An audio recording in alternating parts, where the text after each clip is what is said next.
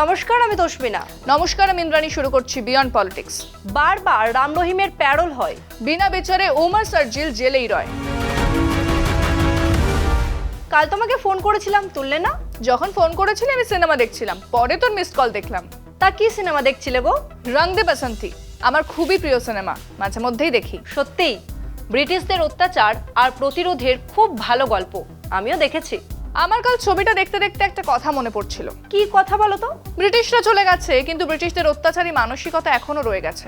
কেন এরকম বলছো কেন? আসলে অনেক কিছুর সঙ্গে আমি সে সময়ের অত্যাচারী শাসনের মিল পাই। তাই কিরকম মিল বলো তো? এই যে আইন সবার জন্য সমান নয়, সরকারের বিরোধিতা করলে দেশদ্রোহী বলে দাগিয়ে দেওয়া হয়। তুমি ঠিক কিসের কথা বলছো বলো তো?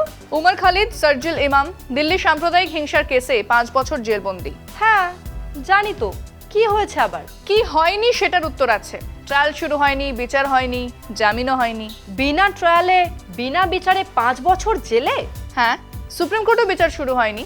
গুলফিশা ফাতিমা সহ বাকিদের জামিন হয়ে গেলেও সার্জিল ওমরের জামিন হয়নি। কিন্তু সংবিধান তো বলে জেল নয়, বেলি অধিকার। হ্যাঁ, ভারতের ন্যায় ব্যবস্থা বলে একজন অপরাধী সাজা না পেলেও একজন নিরপরাধী বিচার ছাড়া কখনো সাজা পেতে পারে না। কি হলো উমর খালিদ, সার্জিল ইমামদের? তুই এই খবরটা দেখ, নিজেই বুঝে যাবি। সোমবার দেশের সর্বোচ্চ আদালত উমর খালিদ ও সার্জিল ইমামের জামিন নাকচ করে দেয়। অথচ সেই দিনই দোষী সাব্যস্ত ডেরা সচ্চা সৌদার প্রধান গুরমিত রাম রহিম সিং 40 দিনের প্যারোল পেলেন। 20 বছরের সাজায় এটা তার 15তম মুক্তি। এই বৈপরীত্য কাকতলীয় নয়, এটি রাষ্ট্রের আদর্শ ও নীতির বহিঃপ্রকাশ। উমর ও সার্জিল 5 বছরেরও বেশি সময় ধরে জেলে। অভিযোগ গুরুতর, কিন্তু বিচার শুরুই হয়নি। আইন বলে বিচার না হওয়া পর্যন্ত অভিযুক্ত নির্দোষ। বাস্তবে এই নীতি এখানে প্রযোজ্য নয়। এখানে শাস্তি আগেই দেওয়া হয়েছে, বছরের পর বছর কারাবন্দী থাকার শাস্তি।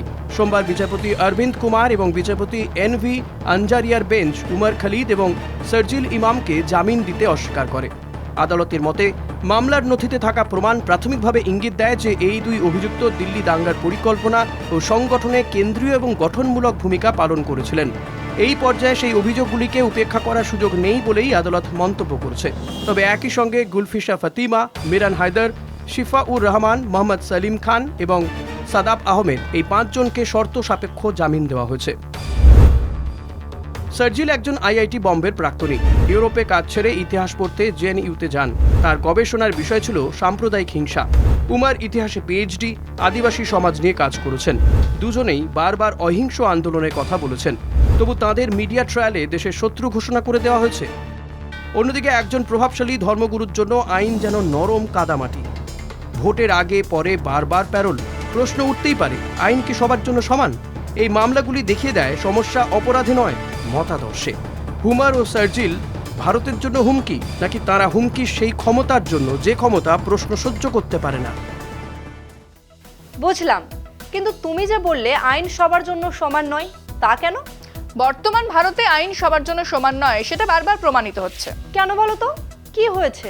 ডেরা সচ্চা সৌদার প্রধান গুরমিত রাম রহিম সিং ইনসান বা রাম রহিম খুনের মতো অভিযোগে দোষী সাব্যস্ত হয়েছেন। আবারও প্যারোল পেয়ে জেলের বাইরে। আবারও মানে কি?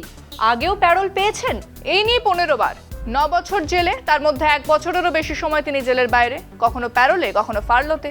এত সিরিয়াস কেসে অভিযুক্ত এতবার জামিন পাচ্ছেন কি করে? রাম রহিম বিজেপির ঘনিষ্ঠ, হরিয়ানার বিজেপির হয়ে খোলাখুলি ব্যাটিং করেছেন। ইলেকশনের আগেও প্যারোল পেয়েছিলেন। বিজেপির ঘনিষ্ঠ বলেই বারবার জামিন? বিরোধীদের অভিযোগ তো তেমনই। আর কি বলছে বিরোধীরা? বিচার ব্যবস্থার দ্বিচারিতা নিয়ে প্রশ্ন তুলছে বিরোধীরা। রাম রহিমের মতো দোষী সাব্যস্ত অপরাধী বারবার প্যারোলে মুক্তি পাচ্ছে। উমর খালিদ, সার্জিল ইমামরা বিনা বিচারেই জেলে আটকে রয়েছেন। রাম রহিম এই নিয়ে 1 বছরের বেশি জেলের বাইরে। এইবার 40 দিনের প্যারোল দেওয়া হয়েছে। সব মিলিয়ে 1 বছরেরও বেশি সময় জেলের বাইরে কাটাবেন খুনি রাম রহিম। তুমি আমাকে একটু খুলে বলো তো খবরটা। তুই নিজেই দেখে নে রাম রহিমের প্যারোলের কাহিনী। 2026 সালে 4 জানুয়ারি আবার জেল থেকে বেরোলেন গুরমিত রাম রহিম সিং। 2017 সালে 2 শিষ্যাকে দায়ে 20 বছরের সাজাপ্রাপ্ত এই ব্যক্তি পেলেন 40 দিনের প্যারোল। এটি তার সাজা ঘোষণার পর 15তম মুক্তি। তিনি থাকবেন সিরসার ডেরা সচ্চা সৌদার আশ্রমে। এটাই প্রথম নয়। 2025 সালের অগস্টে 40 দিনের প্যারোল, এপ্রিল 2025-এ 21 দিনের ফার্লো, জানুয়ারি 2025-এ 30 দিনের প্যারোল, সবই ভোটের ঠিক আগে। 2024 সালের অক্টোবরেও হরিয়ানা ভোটের আগে 20 দিনের প্যারোল পেয়েছিলেন। 2022 সালের ফেব্রুয়ারিতেও পাঞ্জাব ভোটের আগে 3 সপ্তাহের ফার্লো মিলেছিল রাম রহিমের। রাম রহিম শুধু ধর্ষণেই দোষী সাব্যস্ত নয়, 2019 সালে সাংবাদিক রামচন্দ্র ছত্রপতি হত্যার মামলাতেও তিনি দোষী সাব্যস্ত হন। 2024 সালে তার প্রাক্তন ম্যানেজার রঞ্জিত সিং হত্যা মামলায় হাইকোর্ট খালাস দিলেও আগের গুরুতর দণ্ড বহাল রয়েছে।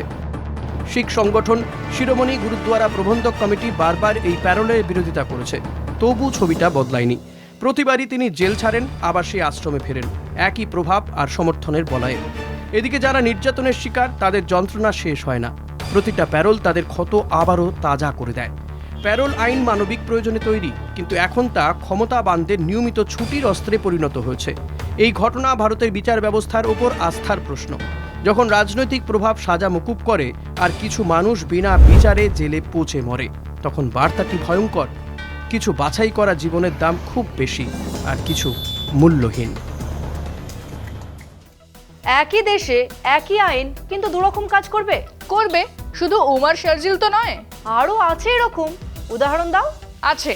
সোনাম ওয়াংচুক লাদাখের স্বতন্ত্রতা নিয়ে শান্তিপূর্ণ আন্দোলন করেছিলেন, 100 দিনের বেশি বিনা বিচারে জেলবন্দি। সোনাম ওয়াংচুক মানে যাকে নিয়ে 3 ইডিয়টস হয়েছিল? হ্যাঁ, 3 ইডিয়টসের রণছোড় দাস, শারমন দাস চাঁচর, বিজ্ঞানী, পরিবেশপ্রেমী, সেই মানুষটাকেও এনএসএর মতো ধারায় জেলবন্দি করে রাখা হয়েছে। কিন্তু অপরাধ কি? অপরাধ মোদী সরকারের বিরুদ্ধে বলা, এর থেকে বড় অপরাধ কি হতে পারে? এই অপরাধে তো আরো অনেকে জেল খাটছে। মোদী জামানায় 2023 অবধি 36 জন সাংবাদিক জেল খেটেছে, শুধু সরকারের বিরুদ্ধে কথা বলে। সরকার বিরুদ্ধ মত এত ভয় পায়? যে কোনো স্বৈরাচারী সরকার বিরোধী কণ্ঠস্বরকে ভয় পায়। দিল্লির 2 দাদা তার ব্যতিক্রম নয়। দিল্লির 2 দাদা মানে? প্রধানমন্ত্রী, স্বরাষ্ট্রমন্ত্রী, বাকি সবাই তো চুনোপুটি। শুধু এই দুজনের নামে বা বিরুদ্ধে কিচ্ছু বলা যাবে না। সরকারের বিরুদ্ধে কথা বলা দেশদ্রোহিতা? মোদী জামানায় সরকার মানেই দেশ, সরকারের সমালোচনা করা মানেই দেশদ্রোহী, পাকিস্তানি, আরবান নকশাল, টুকরে টুকরে গ্যাং, আরো কত কি বলে দেওয়া হয়। তা যা বলেছ, চলো শেষ করি। তাই বিয়ন্ড পলিটিক্স আজকের মতো এই পর্যন্তই। দেখতে থাকুন কলকাতা টিভি, রাত দিন 7 দিন।